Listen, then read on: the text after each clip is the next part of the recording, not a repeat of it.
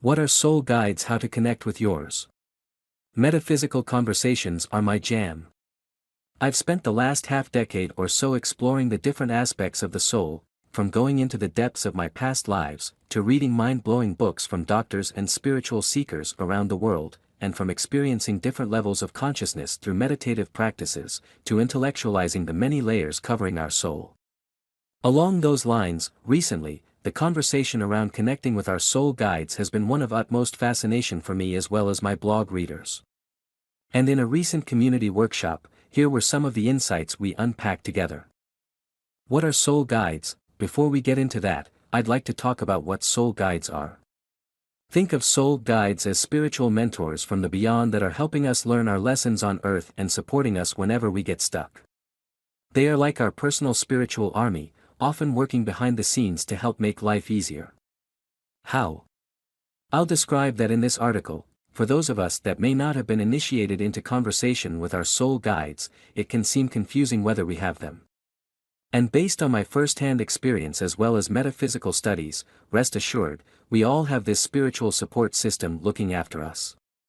In the following paragraphs, I will detail how we can identify they're here, how to make more conscious contact with them, and how to use their help to accelerate our growth, personal experience of afterlife regression connecting with my soul guides. The reason soul guides fascinate me so much is because not a lot is spoken about our spiritual army, looking after us from behind the scenes. Even in Hinduism, the religion I grew up in, we had dialogues about different gods, demigods, saints, etc. who we could pray to ask for support with our journey. However, the idea about soul guides is quite different.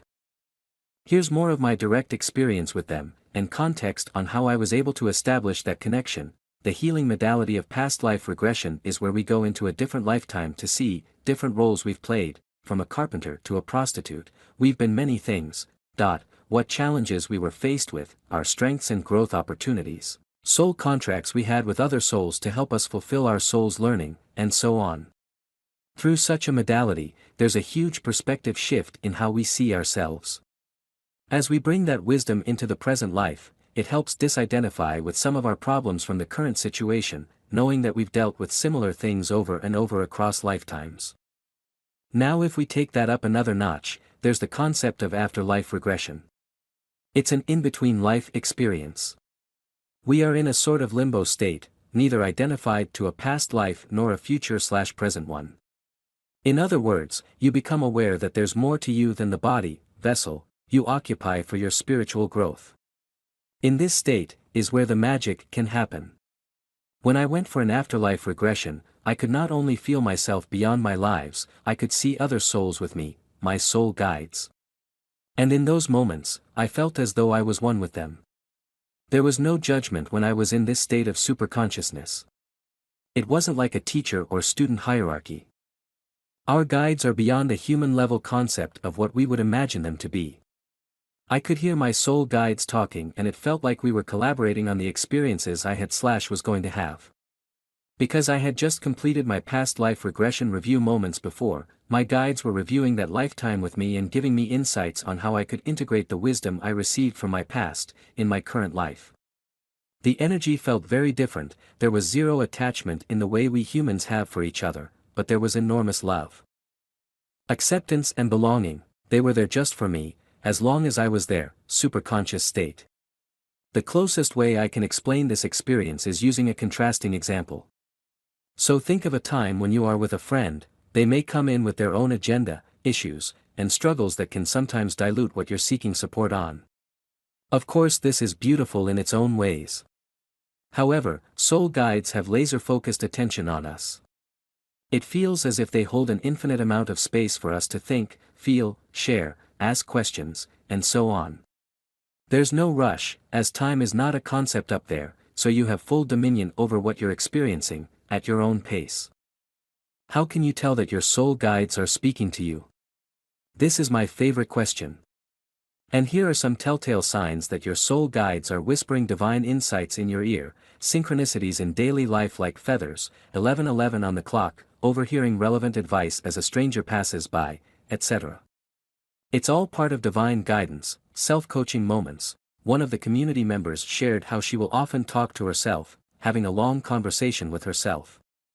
And she'll find some really great pieces of advice coming through, which doesn't usually come within day-to-day thinking, saying the right thing at the right time. Similarly, I find sometimes that during my coaching calls with clients, insights come through which feel really smart. And I humbly realize that, that's not my brain, and it was coming from a higher consciousness. Searching for something in the market and suddenly having the nudge to turn around and look at exactly the right aisle and product that you need. In this way, there are so many things that happen, often subtle and missable. But as my clients and I tune into these little whispers, the presence of divine support becomes loud and clear. And through these direct sharings, I invite you to slow down and look at the possibilities with which your soul guides might be working with you on a daily basis. Tips to connect with soul guides. Knowing what I know now about my relationship with soul guides, and of course, the incredible evidence-based writings of Dr. Michael Newton, I'd like to offer some tips on how you can connect with your soul guides and experience deeper levels of love, support and guidance. Perhaps the time we most need help is the time we're feeling alone, lost or confused. This is what I like to call the stage of surrender, where we actively ask the universe for divine intervention.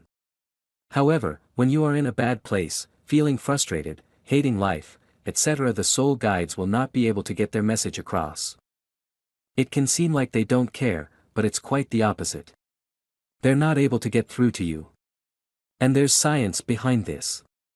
Feeling hopeless, or on the opposite end of the spectrum, enraged, means we are outside our window of intolerance. In other words, our nervous system is preparing to fight/flight/freeze.